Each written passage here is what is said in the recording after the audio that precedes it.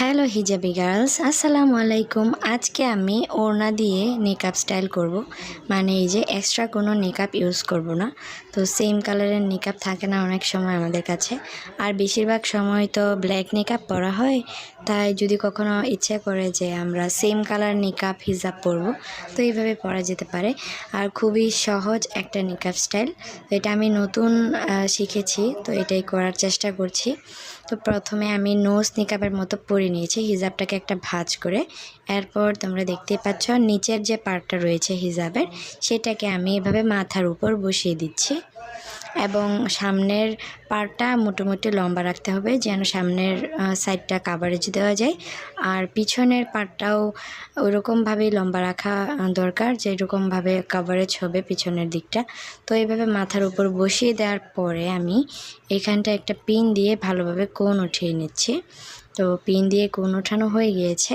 এরপর হিজাবের যে পার্টটা রয়েছে, এটা তো আমি এভাবে গলার নিচে পিনও করিনি, তো তাই এটাকে আমি এখানটায় কানের পাশে এখানটায় নিকাপের সাথে আর কি অ্যাডজাস্ট করে লাগিয়ে দেব, যেন মনে হয় আলাদা কোনো একটা নোজ নিকাপ পরা হয়েছে।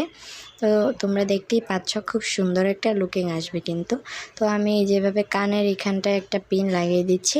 আমার পাশে আয়না রয়েছে, তো আয়না দেখে দেখে আমি লাগানোর চেষ্টা করছি। আর এখন এই যে এই পাশটায় আমি একটা পিন দিয়ে ভালোভাবে আটকে দিচ্ছি। আর আমার এই হিজাব আর নিকাবের ভিডিওগুলো তোমাদের কাছে কেমন লাগে অবশ্যই কমেন্টে জানিয়ে দিও। এই তো আমার এখানে পিনটা করা হয়ে গিয়েছে। এরপর আমি সামনের দিকটা কভারেজ দিয়ে নেব।